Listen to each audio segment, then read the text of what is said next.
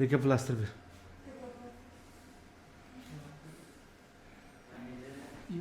Hı? Do'stim oldingizmi? Oldim dedim-ku, bo'ldi. Bemorimizda L4 L5 sohasida o'ng tomonda og'riq bor edi, mana. Radiochastotni nukleoplastiya qilish uchun elektrodni tushdik. Mana elektrodlar kiritildi. Mana bu promoy proyeksiyasi, bokovoy proyeksiyasi tushib, elektrod hozir kiritamiz endi. Uni markaziga boradi. Bu markazda 90 gradus temperatura beriladi. O'sha temperaturada disk hajmi kichayadi. O'shaning hisobiga bemorning o'ng oyog'ida sekinlik bilan og'rib ketadi. Bu grijani biz operatsiya, ya'ni nukleoplastiya qilish amaliyotini turlaridan biri hisoblanadi. Bunda bemorda hech qanday narkozsiz, kesmalarsiz amalga oshiriladi. Hamda elektrod bo'ladi. Bu elektrod mana pastda 25 sm mana shu igolkaning ichidan kiritib disk ichiga turadi bu narsa. Mana bu igolkani olamiz. Bu yerda bemor bilan gaplashib bajariladi bu amaliyot. Mana hozir igolkani qo'ydik. Qarasangiz markazda turibdi.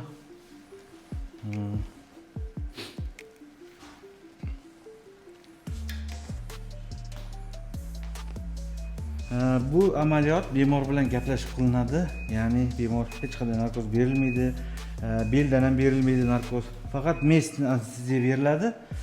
Novokayim bilan og'zidan tirib, shu joyda mana shu igolka kiritiladi. Bu igolka to'liq disk ichida kiritib, disk ichida turadi. Og'riq bilinmadimi? Yo'q. Qiynalmadimi? Yo'q. Qo'rqdingiz? Ha? Mana bu qo'rqadigan narsa emasmikan? Yo'q. Bemor ancha qo'rqdi, ya'ni hayajonlandi, sababi qanday bo'lishini bilmaydi-da bu kishi. Shuning uchun ozgina hayajon bo'ladi. Nimadir bo'ladi, og'ir kuchli og'riq bo'ladi. Ha? Shunday deb o'yladim, lekin unday emas edi. Igna kirdi. Ikoldan qo'rqayotgansiz-da? Sportsmen. Bu kishi futbolist. Navoiyda terma jamoada o'ynaydi. Yoshlar terma jamoasida. Yoshlar terma jamoasida o'ynaydi ekan. Bu kishini mana 65 gradusda ketdi.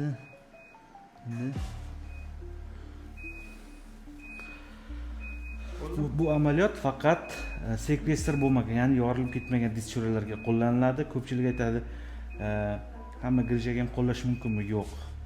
Qachonki bemorda sekvestr bo'lmasa, ya'ni yorilib chiqib ketmasa qobig'idan, o'sha holatlarda yoshlarda ko'proq qo'llaniladi bu. Sababi ularda elastik bo'ladi. Elastik bo'lgan disk joyiga qaytish imkoni bo'ladi.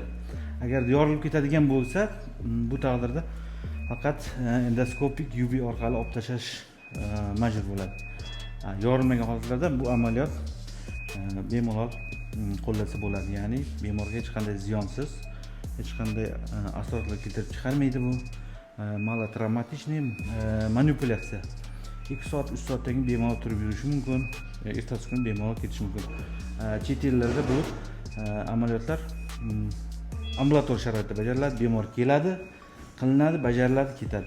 Faqat bu manipulyatsiyadan keyin to'g'ri ortopedik rejimlarni qo'llash kerak. Ya'ni og'ir yuklar ko'tarmaslik, yana qaltis harakatlar, ya'ni sakramaslik, balanddan sakramaslik. Shu holatlarda 1 oy, 1,5 oygacha avaylash kerak. Ya'ni ortopedik rejimlarga rioya qilish kerak. Ko'pgina holatlarda bemorlar og'rig'i birdan ketmasligi mumkin, sekinlik bilan ketadi. Chunki disk ichi bosimini kamayish hisobiga sekinlik bilan kichrayadi bu disk.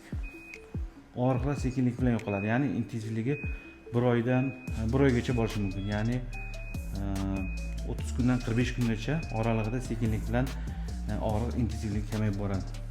Ikkinchi seans ketdi. Endi 90 gradus temperatura beramiz. Qiziganday bo'lyaptimi? Qiziganday bo'ladi. 1,5 minut. Har bir anonsi 1,5 minut bo'ladi va 1-2 sekund pauza qilib olinadi. Qani bemorning belida qizish sezadi. Ya'ni 90 gradus temperatura bo'ladi diskning ichida. Mana shunday bajariladi. Igolka juda ingichka. Shu oyoqlarni qimlating qani? Bemalol oyoqlarni qimlatishi mumkin. Bemalol. Qimlating. To'liq qimlating. Buni ham qimlating. Hech qanday narkoz berma. Ko'plar aytadi, beldan narkoz beriladi, bu amaliyot bajariladi. Yo'q. Bu noto'g'ri. Mana manipulyatsiyamiz tugadi. Elektrod oldik. Sharik. Mana. Olindi. Og'rimadi? Oldingizmi? Sezmay ham qoldi bemor. Oldingizmi? Bo'ldi. Oldingizmi? Ha dedim-ku, bo'ldi. Lekoplastir ber.